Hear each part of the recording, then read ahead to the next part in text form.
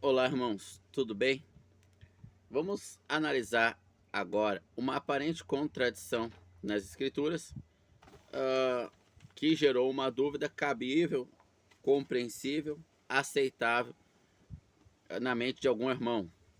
Bom, irmãos, essa aparente contradição, como tantas outras, ela acaba que nos trazendo uma série de ensinamentos e lições. Então eu quero compartilhar com vocês os evangelhos de João e de Mateus, é isso, de João e de Mateus, aonde está sendo mencionado, abre aspas, o mesmo evento de forma diferente. Então, qual evangelho está certo? E por que um não está falando igual o outro, né? Por que um aparentemente está mentindo? Está contradizendo o outro? Bom, são dúvidas comuns na mente dos irmãos novos, né, que estão começando. Por isso a importância dos presbíteros ou dos anciãos, dos irmãos mais velhos na comunidade, né?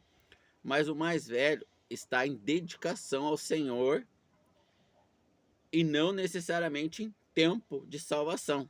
Às vezes um irmão que foi salvo em 1990, ele é mais bebê que o irmão que foi salvo em 2010 ou 2015. Não deveria, né? Como diz o apóstolo Paulo aos Hebreus, já era para vocês ser mestres pelo tempo decorrido, mas ainda sois crianças, né? Ainda necessito alimentar-vos com leite materno. Bom, irmãos, então vamos analisar e vamos ver as lições poderosas que nós tiramos para a nossa vida em Cristo Jesus, para aqueles que querem viver piedosamente no Senhor Jesus, aguardando a sua manifestação pública em glória e poder para julgar o mundo e condená-lo ao lago de fogo e enxofre e dar o galardão, a recompensa aos seus santos, aqueles que aguardaram e desejaram a sua vinda, amados irmãos. Bom, começar por João, capítulo de número 12. Então eu estou aqui com a Bíblia de papel, né? E vamos começar com João, capítulo 12. Fala, Meguinha. João, capítulo número 12. Deixa eu dar pausa aqui para achar que é mais fácil. João, capítulo 12, verso de número 4. Eu vou ler o 3. Então Maria, tomando uma libra de unguento de nardo puro, caríssimo, ungiu aos pés de Jesus. E limpou os pés com seus cabelos. E a casa encheu-se com cheiro de unguento. Então o Senhor Jesus, ele estava almoçando na casa de um doutor da lei, né? E Maria, ela jogou esse perfume aos pés dele, um perfume caro, e lavou os pés dele e enxugou com o cabelo, né? Demonstrando ali seu amor por ele. No verso de número 4. Então disse um de seus discípulos, Judas Iscariote, filho de Simão, aquele que havia de trair: por que não se vendeu esse unguento por 300 denários e não se deu aos pobres? Bom, então quem disse isso? Judas. E continua o texto. E ele disse isso pelo cuidado que tinha dos pobres. Não pelo cuidado que tinha dos pobres, mas porque ele era ladrão.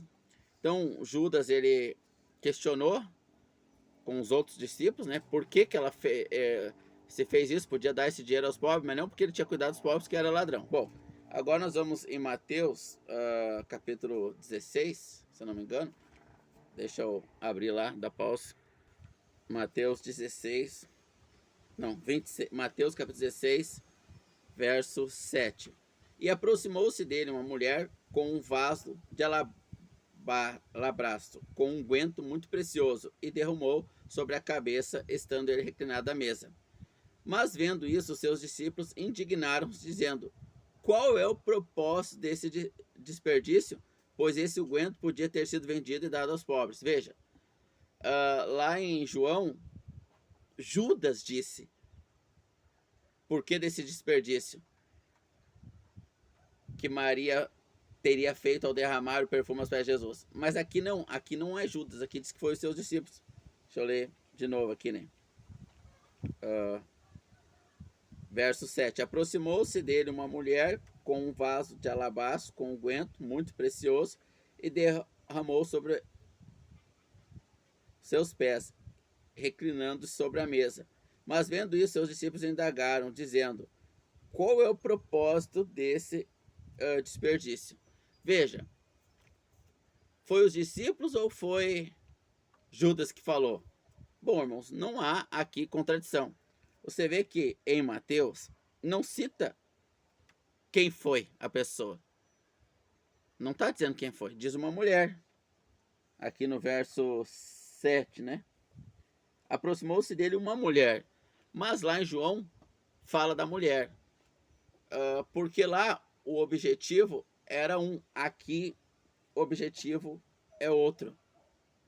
Aqui Mateus ele está simplesmente narrando os fatos. Lá está se exaltando o que a mulher fez, as intenções do coração.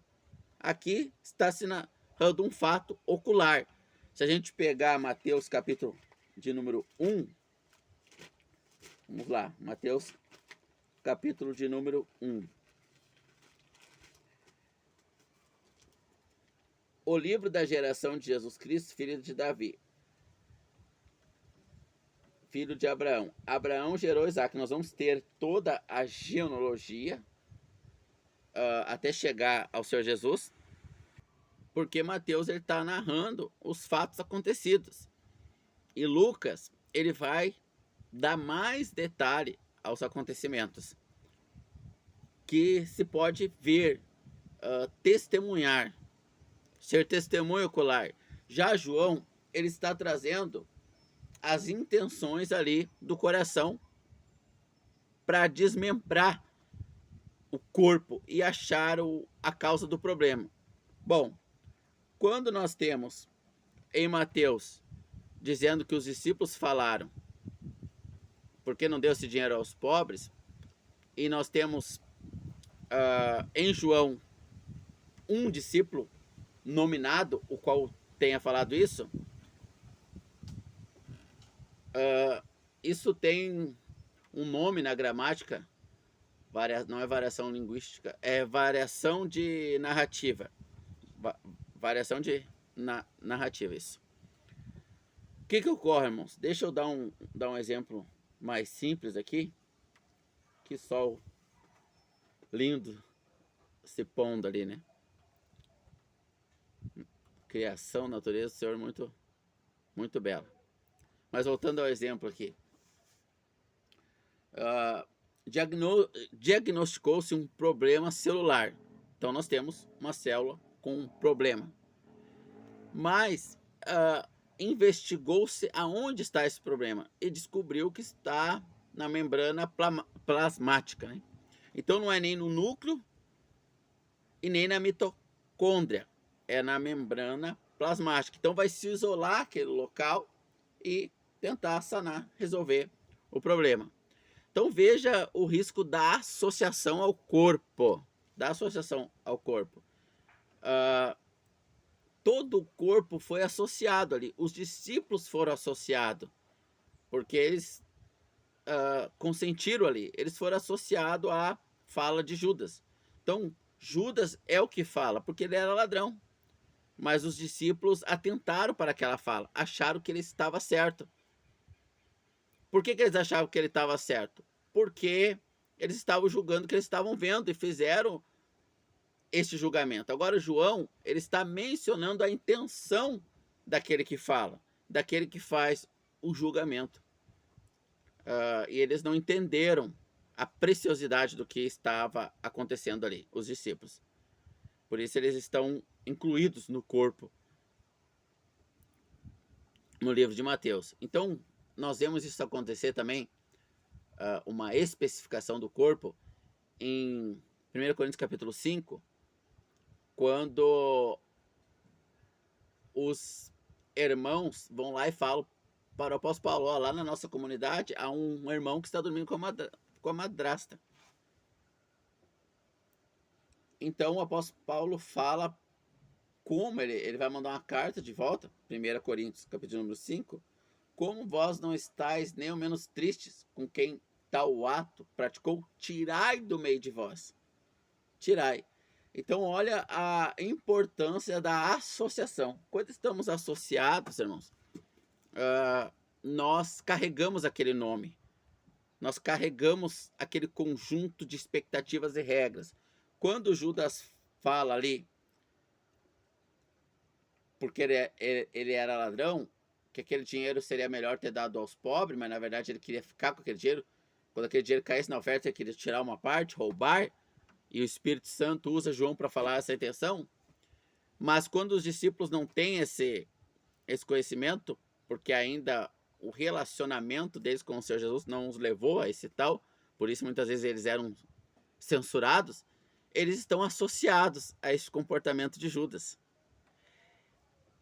Por isso que num evangelho é mencionado os discípulos e no outro há uma dessecação. O corpo todo é dissecado para achar ali o problema. Mas quando a pessoa está com câncer, não é errado dizer seu João está com câncer, mesmo que seja a perna com câncer. Agora, quando os médicos falam assim, a perna dele está com câncer, tem que tratar, há uma especificidade para os enfermeiros ir lá, ver lá como é que está, achar onde foi feito o corte, etc., onde está o catéter lá.